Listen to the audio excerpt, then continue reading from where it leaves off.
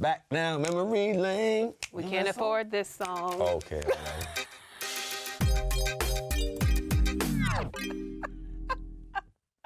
Welcome to Couch Surfing, the show where stellar guests look back at their big roles, their little roles, and everything in between. I'm here with Hap and Leonard star Michael K. Williams. Michael. How you doing, girl? How you doing? I'm all right, Lola. Yes. Let's see what's on TV, shall we? Let's watch. All right. Say word. Word. Yes, you know what that is. Yo. Okay, so you choreographed and appeared in this video for 100% Pure Love, Crystal Waters classic. It does not get better. Alongside with my sister and mentor, one of my mentors, Big Leslie Seeger. Yes. She was also she was the main choreographer on this, actually. So I don't think people know that you were a dancer long before you were an actor. Yeah. I was just all I wanted to be was a dancer. I didn't really have any thoughts of being an actor when I first got into the arts.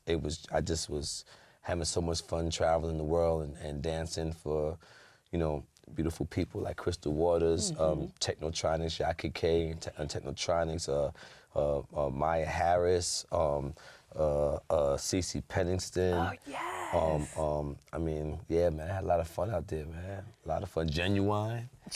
Yeah. Pony Genuine? Yeah, man. I think I could still do that choreography, too. Really? Yeah, I could do the pony part. Oh, yeah. I'd like to see that. Yeah, I bet you would.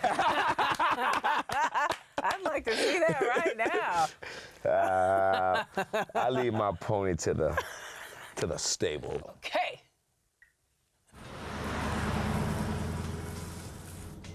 I knew I should have murdered that motherfucker 3 years ago while we was up north. Wow. What do I want? Who's I that? want you to find the motherfucker and bring him to me. Wow. That's the late, great Tupac Shakur. And you're rocking a Kangol. Okay, Yeah. so this is one of your first film roles. This is Bullet. This is the very first film role. This was your first film role. Ever. And I heard Tupac was instrumental in making that happen. Yeah, yes, Walk he me was. through how this came to be. It was a time in New York, when, music videos were really a big thing in at least in New York City. Yes. The right music video would make you a star. And so it was a time when you would just go around to all these different production offices in New York City and audition. And the way you would audition was, if it wasn't a dance video, they just stand you up against the wall, Polaroid you, next, and if they liked your look, you get the gig. Pac came in the office one day, I think he seen a picture of me. He saw me, he saw that scar, and he was like, yo, go find this dude. He looks thugged out enough to play my little brother. And he actually told me that in this limousine between takes. You ready? Yeah. Let's lean on into another clip. Why'd you shoot Mike in his hind parts, Mr. Little? Let's say we had a disagreement. Walk me through how Omar came into your life. I want to hear about the call, the audition, the script. Take it slow. I didn't work most of '99. The phones went dead, and by the end of that year, my mom was like, we're toasting for the millennium, the 2000 millennium. She's like, yo, why don't you come work in a daycare? She owned the daycare in the projects where she raised us. And she was like, you might as well come work in there, because I'm paying your bills. You might as well earn some of this money. Right. And I was like, got a point there. Right? So I went to work for her all of 2000 and most of 2001. In October of 2001, I got an itch. I said, I need to get this one more shot.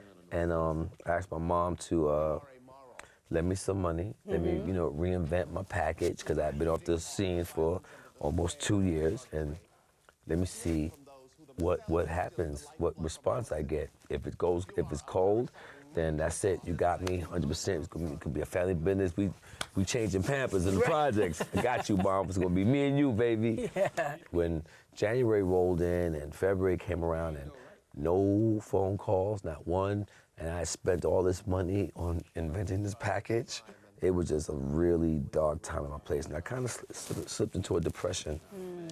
And I was lost. And I get a phone call from my mother, and she said, there's a fax that came in for you. And it was the audition pages for Omar Devon Little. Okay. Good morning. We've left Baltimore, and we are In Atlantic City, We sure New are. Jersey. Boardwalk Empire, baby. Look at them clothes. Yes. Look at them clothes, boy. Just smooth. Come around here looking for an army. I love this show, man. Once you put those clothes on, it was a whole 'Cause I ain't heard one peep about it till now. nother another ball game. Like, you know, the clothes were a character within itself. You know, I didn't know that back in the day, men's socks didn't have elastic. So men wore garters. Garters, yeah. You know, there was no zippers. Men had the button fly. There was no the collars. Yeah. They were not attached to the shirt. You had to put a stud in the back of your shirt to match to attach the collar to the shirt. I didn't know that. Who knew?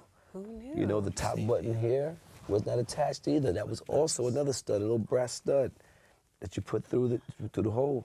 There was a real ceremony involved in getting dressed. And when you did that, you know, you put the character on too. Season one, I would get dressed. I would go through that ceremony, like as you called it, and then I would break the fantasy when it came time to the bow tie. I had to go to a little white lady and be like, "Can you tie my tie, please?" This is so unchalky, right? I'm still waiting for a Chalky White spinoff.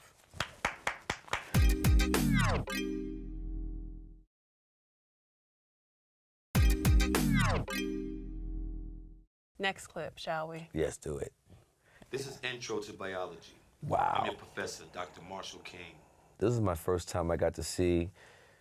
This is a machine within itself. You know, you have that.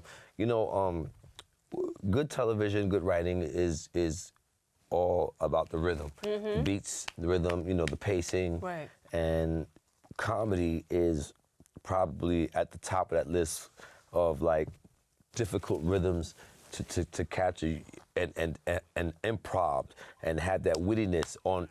It's a whole different animal from dramatic acting. Because this is one of your first comedic This roles. is my first, really, you know, and it was, they were so kind, the writers and the cast. I mean, I'm pretty much just playing, you know, playing it straight, doing what I do, and they're reacting around me. They made me look funny. Yeah. And Joe McHale's a genius. Yeah. They all are, man. Donald Glover, Nicole Brown. I'm You're getting like old. All the black people in community. All the funny black people in community. That's some Shout out to them. Issa Rae shit. Who you rooting for? Everybody black. It was incredible to watch them, man. I just definitely a fun day at the office for me. Up next. I'm very pleased to make your acquaintance this fine afternoon. Can you sing? And Queen Can you dance? Latifah. Yes.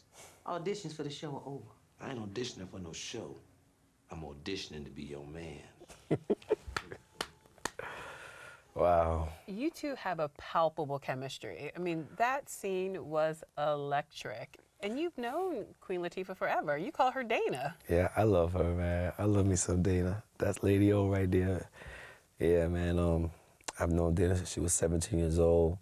She was the first thing to inspire me. She was the first person that I saw in my life that made it tangible.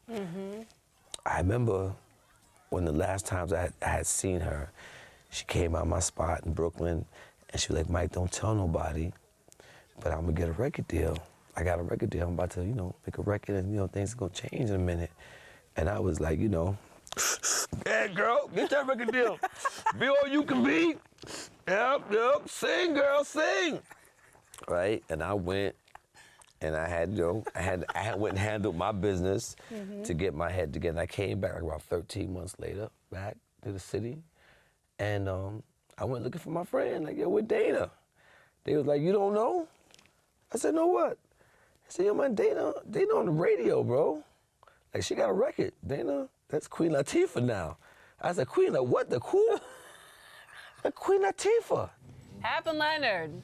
So you got your own Butch and Sundance style show now. Yeah, Your man. duo. First time I ever led a show was Hap and Leonard. It's my first. Yeah. You guys seem to have a real good chemistry. Like I've known that big head for what, about almost 10 years now. Oh, I was going to say, when did you guys first click? But you've known each other for over a decade, so. Yeah, we worked together before, actually, in South Africa and in Prague. When this opportunity came my way, there was still the position of Hap that needed to be filled, and I got on my hands and knees, and I pretty much begged James to join the show with me. And he was a little reluctant at first. He had just wrapped The Following and was looking forward to going home and being a father to his then, I think, 4-year-old daughter. And you convinced him? I begged him, man, And he said yes. Yeah, pretty and now much you guys so. are watching spit on windshields Yeah, together. that just grossed me out, by the way. I'm trying Nasty. But really quickly, what can we expect from season 3? Season 3 is, in my opinion, probably the best out of all 3. Nice. Not because of anything with the storyline. I think they're all great standalone shows. This season, I feel like we connected the most. And, we deal with race. We deal with the race in America, with the KKK and white supremacy. This storyline, unlike the other 2, because they've always getting in some serious crap. But this year, the crap they get into makes them, for the first time, see each other in color. The first time they say to each other, oh, you're a white man or you're a black man, and why are we hanging out together again? It makes them question their manhood. It also makes them look at, male friendship in America. Like, again, why are we friends? I'm a gay black man, you a straight white man. Why are we friends? And it almost breaks them, Maybe it does, who knows? Who knows? Who knows? Thanks for coming by and surfing with me. Thank you, girl. Thank you. Cool. Hap and Leonard airs Wednesdays at 10 on Sundance TV. See you next week on Couch Surfing.